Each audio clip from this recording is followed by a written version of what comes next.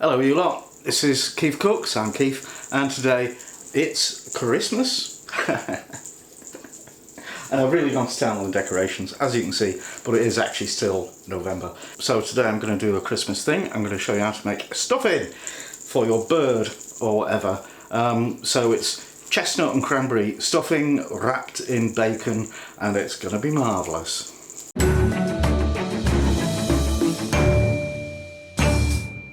Couple of shout outs before we start. One to Michael Hunt, and that was requested by Jodie Bailey, and the other to my remaining Patreon fans and super fans, because numbers have been dwindling of late. I guess everybody's hard up. I know I am. I'm not begging, but you know, if you got any spare dosh and you want to patronise me, that would be wonderful. Anyway, stuffing. Normally you'd make it out of a box, and you can get quite interesting stuffings in a box these days. But it's actually very easy to make it yourself. And if you do this version, you know, it's like a solid log of bacon. You can stick that on the table and everybody will be very impressed. So let's get on with it. Ingredients for the stuffing roll: I've got ½ kilo of streaky bacon, a couple of small medium-ish onions, 3 slices of stale bread, 180 grams of peeled chestnuts, and about 150 grams of fresh cranberries, pinch of salt, knob of butter, about half of that, and maybe ½ teaspoon of thyme, and some boiling water. So bacon, I might have gone overboard there. I may or may not use it. 3 slices of bread to make breadcrumbs with. If you can't be bothered with that, buy some coarse breadcrumbs, and if you haven't got stale bread, stick it in a low oven for 20 minutes. The chestnuts, I did actually make this a couple of weeks ago, and I had some fresh chestnuts in their shells, and it would have been interesting to show you how you peel them, but at the same time it's a right pain in the derriere, so I'm glad I've found these ready peeled ones, which I think have been lightly roasted, but it says they're good for stuffing, so that's alright. If you've got dried cranberries, you need to rehydrate them by soaking them in boiling water for about 20 minutes before you start. What else? Nothing. Let's chop things up. So I need to pre-cook the cranberries a bit. I've got some hot water, not quite boiling.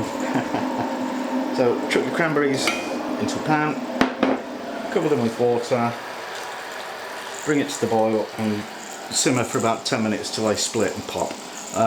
Don't overcook them because they'll end up as a mush, and that is not what we want.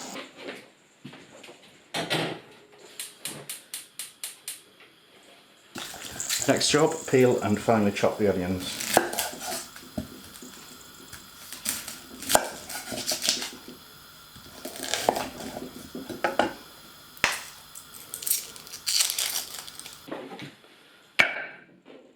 So here's my cranberries, and actually that only took 5 minutes, and even that might be too long, but I cannot turn back time. Of course I know a song about that. Chop those, no, fry those, saute those. Right, saute the onions in the fat or oil of your choice. Just gently heat the oil and then add the onions and let them cook for about 5 minutes till they're soft. You don't want them to brown. Now finely chop your chestnuts. I wonder if the magic knife works on these. Never tried it. Now to make the breadcrumbs, I know the magic knife won't do this, so we have to do it the hard way. Just tear your bread into big lumps, so they'll go into a blender.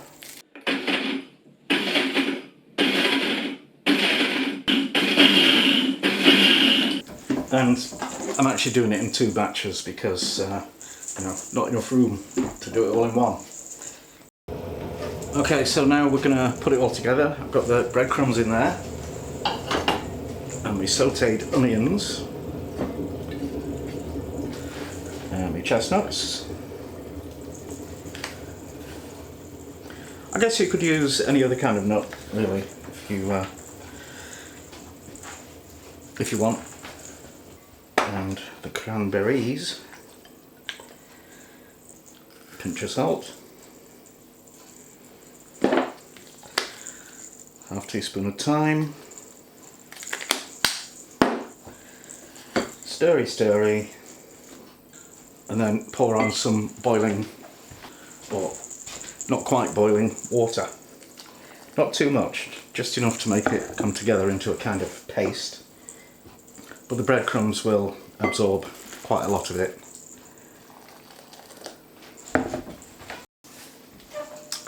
And some chunks of butter, and the heat from the water should melt these. Ooh yeah. So set that aside to cool down and then we'll play with it. And while it's cooling, I'm going to weave a lattice of bacon to cover it with. And if you can get perfectly rectangular bacon, that would be grand. This is a bit wiggly, but I think we can manage.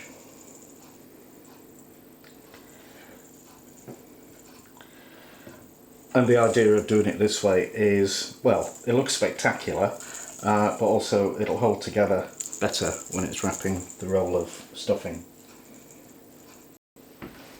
So once you've done your first row, there's just, is that the warp and the weft? I don't know. Just fold these ones back, slap another strip of bacon in, and then fold them back over. And final row, I think. Okay, so that's my lattice of bacon. I've still got a ton left, but I think this will be enough for a sensible sized roll. Or actually, with the amount of stuff in there, I could probably make 2. Right, now to put it all together, I'm just going to butter this piece of foil.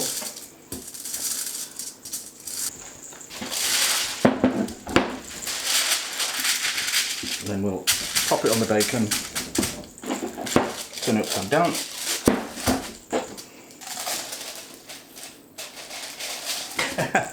and release it. Would have been smart if I'd built the lattice on some greaseproof paper or something, but I didn't. So make a sausage of your stuffing and roll it up.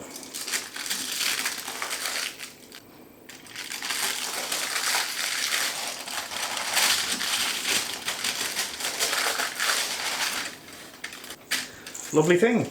Now we'll just rewrap this in the foil.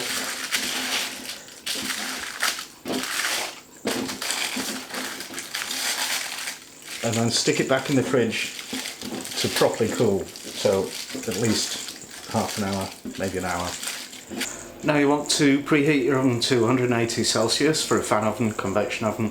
That's 200 for a conventional one, and that's gas mark 6.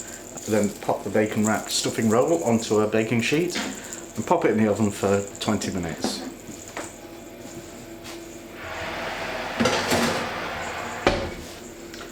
And after 20 minutes we'll unwrap it and cook it a bit more. Okay, it's had 20 minutes, so let's see what it looks like.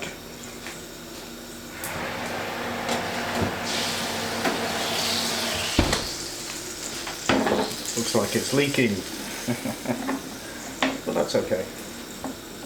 I'm going to pour all that liquid off into a bowl, so I might make some gravy at some point. It looks like the stuffing's expanded, or no, the bacon has shrunk. Don't know.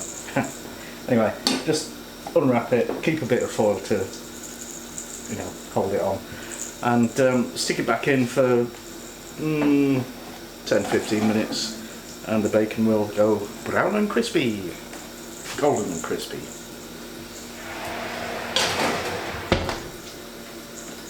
Right, it's actually had 20 minutes unwrapped, and I think it's done now.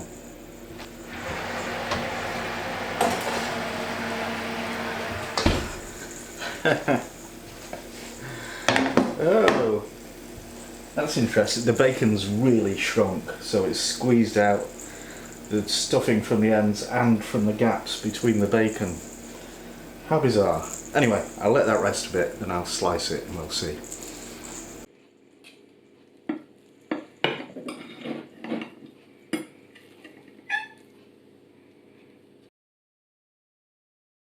And if you enjoy this video, give it a like, share, subscribe, etc. And now it's taste test time with Mrs. KeefCooks. My dear. I'm not kissing you. I'm not kissing you, so there you go. Oh, yours jingle. Oh, that would drive me bonkers. Oh, but I'm half deaf, so I can't Oh, that's hear it. alright then. Alright, Ooh. sausage roll. Okay, that's very interesting pastry. Yeah. Lady bacon. So what did you put in this one? It's chestnut and cranberry. Oh, it is nice. It's quite light and fluffy. Failed. Stuffing's not meant to be light and fluffy. It is though. Fluffy. Oh yeah, no, I don't really want a solid lump of stuffing in anything. Oh, this is nice. Because he's been going back and forth on what he put in. From did you do a video about the chestnut stuffing before? No. No. Yeah, you got some chestnuts one time and had a go at chestnut stuffing, and it was really nice. Apart from the chestnuts being chopped a bit too coarsely. Yeah. And you were really conscious of these very solid little pieces in a soft thing. So, And not pre-cooked at all. really nice flavour. But not so great as Well, those. actually, it all started because I was in some woods somewhere. And there was chestnut trees, horse chestnut trees, and there were conkers on the floor, which you'll only know what they are if you're a Brit. I got a couple of dozen, and I was going to roast them, and I thought I'll just check to see if They're poisonous. edible. And they're actually toxic. Yeah. So don't try this with conkers. Right. That's it. Thanks for watching, and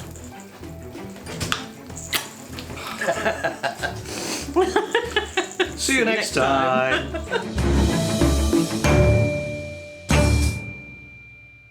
Now, your wife kisses you and you pull faces, honestly.